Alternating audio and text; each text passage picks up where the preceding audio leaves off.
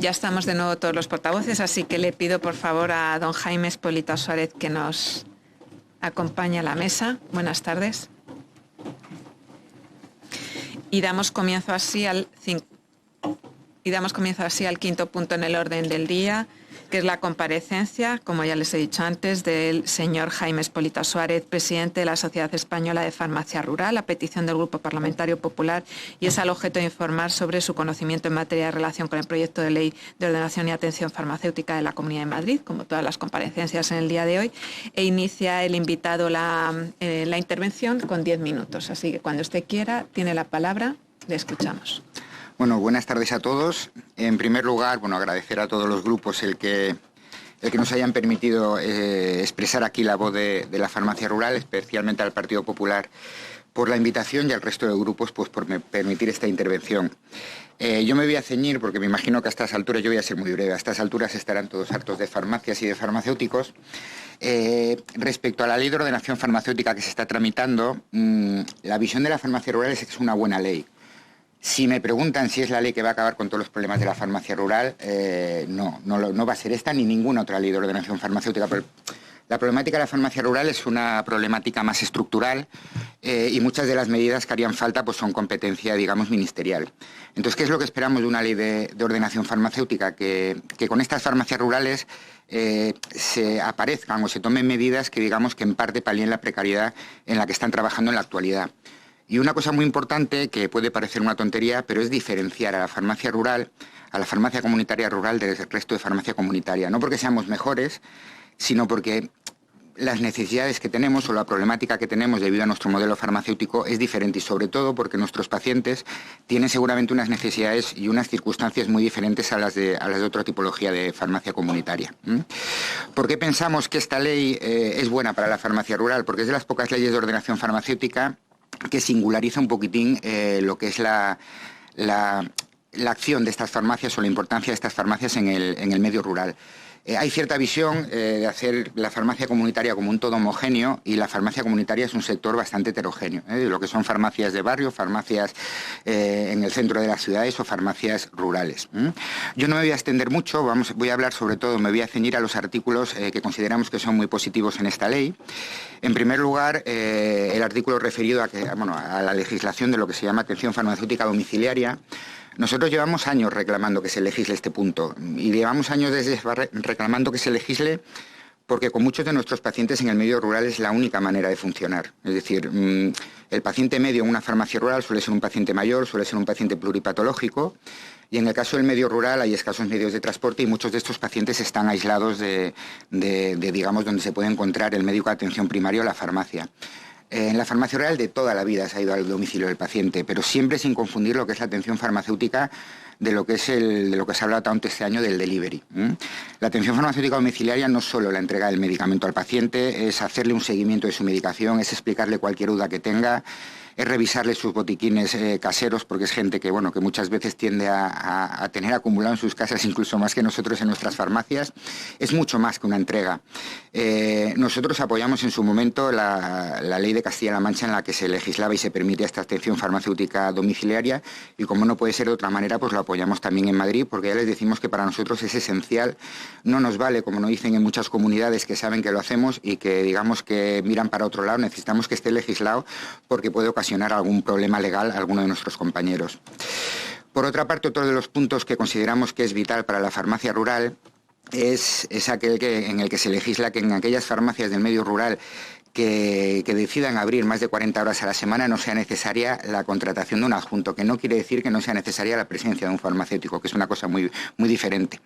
Y digo esto porque para una farmacia rural media el contratar a un adjunto, por desgracia, es algo absolutamente inasumible desde el punto de vista económico. Y si hay algún compañero que decide, para dar un mejor servicio a su población o porque la siguiente farmacia esté lejana, abrir más horas de las mínimas en el medio rural, lo que no podemos es castigar al paciente diciéndole, como tu farmacéutico no puede contratar a alguien, pues te vas a tener que conformar con el horario mínimo. De la misma manera, el tema de que si se puede coordinar el atender un botiquín o un depósito de medicamentos en la farmacia rural, siempre que se pueda combinar con el horario de apertura de esa farmacia, que no sea necesario el contratar a un adjunto es exactamente lo anterior.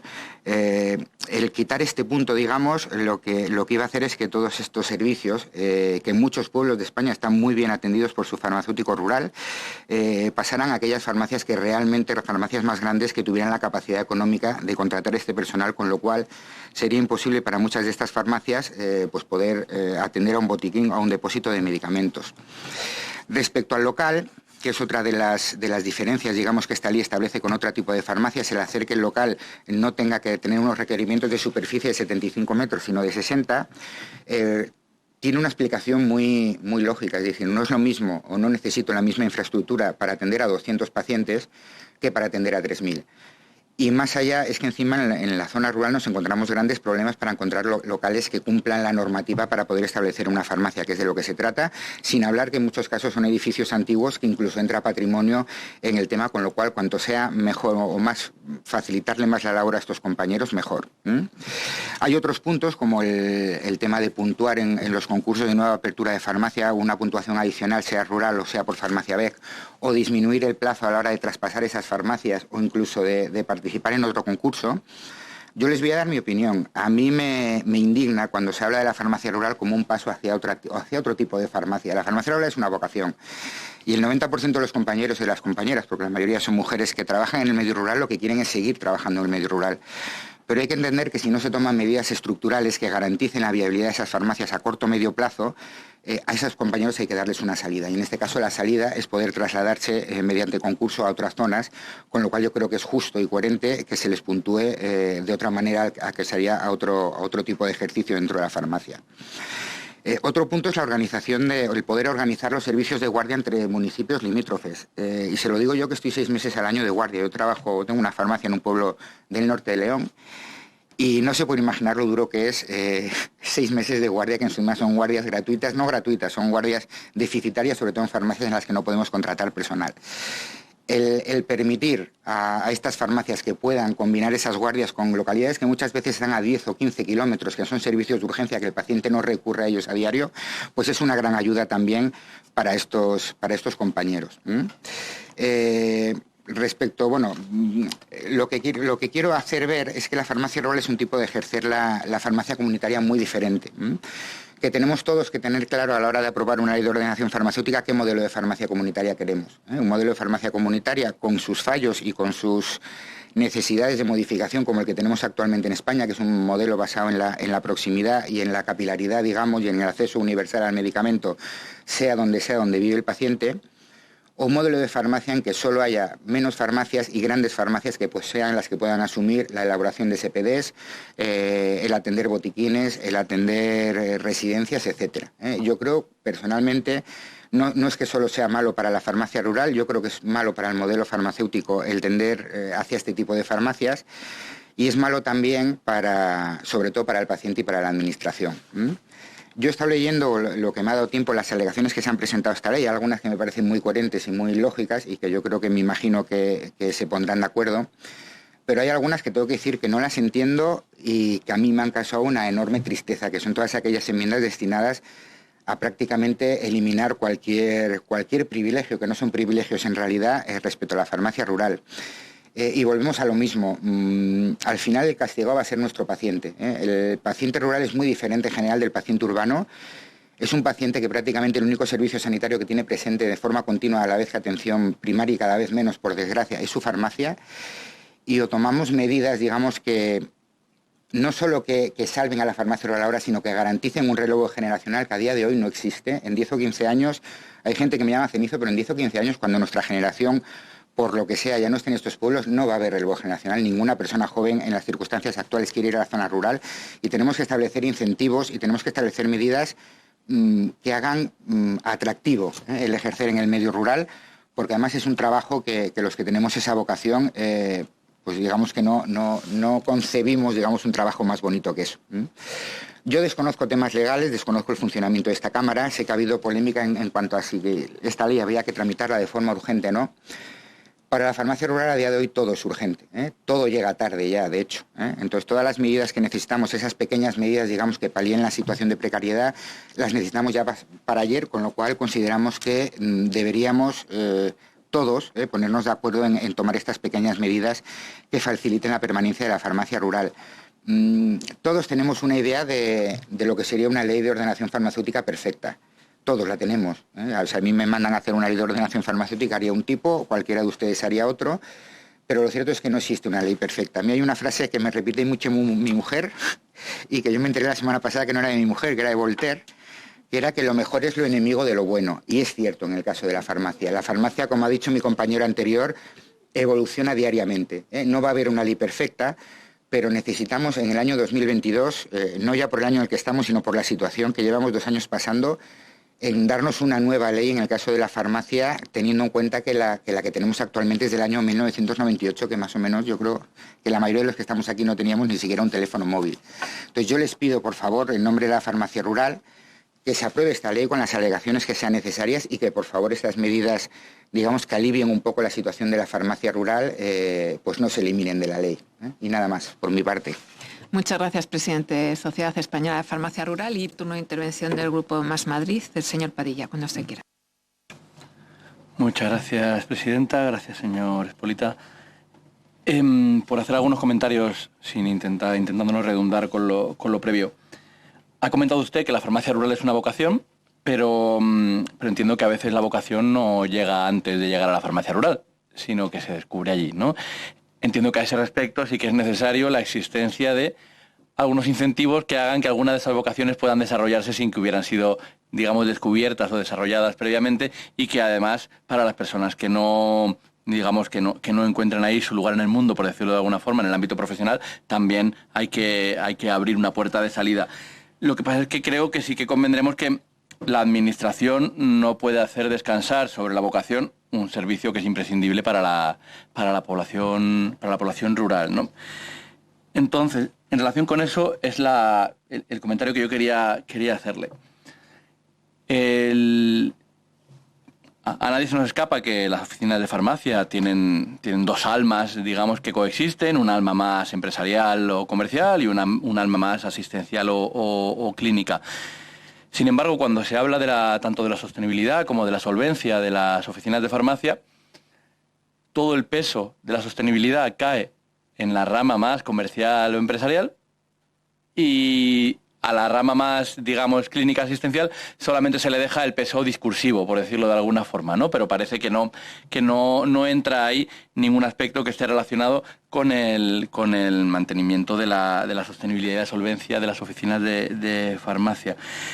Entonces, a ese respecto quería preguntarle, o sea, cómo cree que podría tener reflejo en el proyecto de ley, y especialmente teniendo en cuenta la singularidad de la farmacia rural, ¿no? Que cuando hablamos de la farmacia urbana no comentamos la necesidad de la sostenibilidad como uno de los problemas fundamentales, sino que lo comentamos y sale aquí al hablar de la farmacia rural, porque bueno, a ese pequeño porcentaje de farmacias BEC que hay en la Comunidad de Madrid hay que sumarle el de aquellas farmacias que subsisten a base de endeudarse, básicamente, ¿no?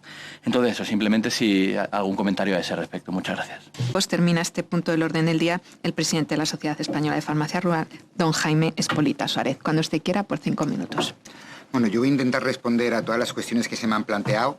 Igual he utilizado mal la palabra, yo no me refiero a privilegios. Es decir, yo no creo que haya un sector menos privilegiado en este país que la farmacia rural. Lo que me refiero, es decir, podemos llamarlo como queramos. Es decir, si nos preguntáis, y eso yo creo que vale también para varias cuestiones que me han hecho, ¿qué es lo que opina la Sociedad Española de Farmacia Rural? La Sociedad Española de Farmacia Rural lo que piensa es que tenemos un modelo de planificación farmacéutica en España que es incoherente con el modelo retributivo. Es decir, tenemos un modelo de planificación farmacéutico que a unos les puede gustar más o menos, en el que se plantea que no se pueden abrir de forma libre las farmacias para evitar que se concentren en las zonas, digamos, más rentables, y que la zona, en este caso rural, pero también algún barrio marginal, pues pueda tener prestación farmacéutica. ¿Qué ocurre? Que de la misma manera que hacemos planteamos ese modelo de planificación, planteamos un modelo retributivo que lo que dice es, no, pero tú vas a cobrar en función de los medicamentos que dispenses, que en el fondo es, tú vas a ganarte la vida en función de los pacientes que tengas, con lo cual es gravemente perjudicial para la farmacia rural. ¿Qué es lo que ha planteado siempre la Sociedad Española de Farmacia Rural? Que tenemos que plantearnos, y eso vale para el tema que nos comentaban también de la vocación, etcétera, que hay que plantearse un cambio en el modelo retributivo. Es decir, La farmacia puede hacer mucho más de lo que está haciendo, de hecho está haciendo más de lo que legalmente está recogido como parte de sus atribuciones y nosotros consideramos que sea en el medio rural o en el urbano, la retribución tiene que ir en función de los servicios que una persona le da a un paciente, no en función de la localización donde se encuentre ese profesional. Respecto al tema de la atención farmacéutica domiciliaria entre la zona rural y urbana, yo les voy a ser sincero, nosotros llevamos años reclamándolo. En Castilla-La Mancha se legisló exclusivamente para el mundo rural y nosotros lo aplaudimos. Y a mí cuando me comentaron que en Madrid se iba a legislar y que se iba a legislar para el mundo rural y urbano, yo lo primero que pensé, esto es un tiro en el pie para la farmacia comunitaria. Yo eso es lo primero que pensé, porque dije, bueno, lo que decíamos, aquí va a haber empresas externas, volvemos a lo mismo, 4 o 5 manos que van a acabar acaparando el pastel. Yo luego vi el articulado. Y en el momento que se obliga a que sea un farmacéutico y en el momento que se obliga a que sea un farmacéutico, digamos, en nómina de esa farmacia, a mí dije, bueno, después de ver la experiencia de la pandemia, dije, oye, yo tendré un 30% de pacientes que necesiten que yo vaya a su casa o a su domicilio. Pero igual en el mundo urbano no es un 30, igual es un 5. Pero es que hay pacientes, y lo hemos visto en la pandemia, que les costaba mucho ir a su oficina de farmacia.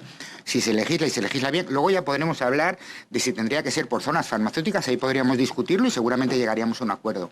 Pero sí que es verdad que en el mundo rural es imprescindible, porque es que es imprescindible, porque se lleva haciendo toda la vida, y en el mundo urbano sí que habrá que ver en qué casos se debería o se podría hacer o no. Pero en el momento que lo tenga que hacer un licenciado en farmacia y contratado, digamos, por esa farmacia, yo no creo que haya entrada para empresas externas.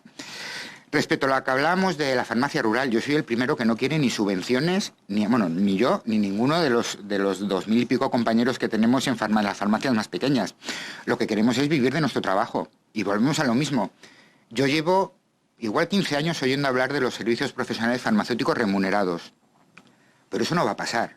Es decir, va a pasar un cambio en el modelo retributivo y que haya un menor peso del precio del medicamento y un mayor peso en la prestación de servicios. Pero ni creo que haya que castigar al paciente con tienes un sistema sanitario, pero estos servicios los vas a tener que pagar de tu bolsillo, ni creo que tenga que ir a cargo, digamos, de las arcas públicas, el decir, nos está costando la prestación farmacéutica en farmacia comunitaria 11.000 millones y sobre esos 11.000 te voy a pagar encima esto. Eso no va a pasar. Ojalá pasara, pero no va a pasar. Entonces, yo por eso digo, vuelvo a lo mismo, es decir, hay que plantearse un cambio en el modelo retributivo y que realmente se paguen los servicios y no el precio de los medicamentos. Pero eso es una competencia nacional y yo la veo lejana en el tiempo. Sé que hay interés por parte del Ministerio en estudiarlo, por lo menos. Respecto a los botiquines, yo no soy un enemigo de los botiquines, pero un botiquín es un establecimiento sanitario de carácter excepcional. Yo entiendo que un pueblo de 50 habitantes o de 25 es imposible que tenga una farmacia. Ni una farmacia con el modelo que tendremos ahora, ni una farmacia pública. Es decir, no hay población suficiente para dar ese servicio. Pero los botiquines no son la solución al medio rural. El paciente rural tiene derecho a la misma prestación sanitaria. Es una cosa con la que peleamos porque el tema de los botiquines lleva muchos años, desde muchas de nuestras corporaciones, hablándose de ello. En determinadas circunstancias puede ser correcto un botiquín, pero la solución para la farmacia rural es efectivamente que se le pague por la labor que está haciendo y no por el número de envases dispensados. Porque ya le digo, yo soy el primero que a mí personalmente me parece una vergüenza que un sector como el de la oficina de farmacia o la farmacia comunitaria tenga que recurrir a factores correctores del margen, a subvenciones de diputaciones, etcétera. Me parece una vergüenza y creo que no debería ocurrir. Lo que creo que debería distribuirse, digamos, ese gasto en prestación farmacéutica de otra manera. Pero ya le digo que hay parte de la profesión que es reacia a ello. ¿Qué ocurre? Que aquí todos somos idealistas, pero yo tengo que dar unas soluciones a mis compañeros que lo están pasando mal hoy. Y yo les puedo decir, vamos a intentar que haya un cambio en el modelo retributivo, pero yo tengo que darles una solución hoy. Y si una persona hoy tiene un trabajo que es inviable, yo lo que le tengo que facilitar es que mejore esa situación. Pero soy el primero que no quiere que la gente sea... Es que, ya le vuelvo a decir, el 90% de mis compañeros no quieren irse al medio rural. Se ven obligados a ello.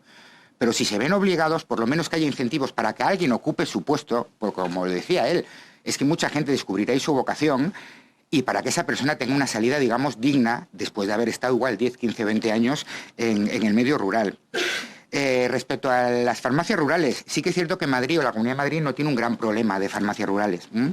Hablamos en España de farmacias en poblaciones de menos de 5.000, de unas 4.000 y pico, las farmacias en poblaciones de 1.000 habitantes o menos, estamos hablando en España de unas 2.100. En la Comunidad de Madrid a día de hoy, farmacias en poblaciones de menos de 2.000 habitantes hay 47. Es decir, no tiene un gran peso como puede tenerlo Castilla-La Mancha, Castilla-León, la provincia de Castellón o Aragón. Pero nosotros peleamos lo mismo por esos 47 compañeros que por los otros 2.100. Es decir, se merecen, digamos, tener el mismo futuro que el resto. La mayoría de ellas, o al menos la mitad de ellas... terminando. La mitad de ellas en la Sierra Norte de Madrid, que encima se juntan situaciones de malas comunicaciones, etcétera. Y bueno, yo creo que con esto ya acabo, pero de pedirles, por favor, es decir, que tengan en cuenta la singularidad de farmacia rural, que no tenemos los pacientes que tienen de media en el medio urbano y que necesitamos un tipo de medidas diferentes que a día de hoy no están legisladas. Y muchas gracias a todos. Pues muchas gracias por su exposición, señor Espolita.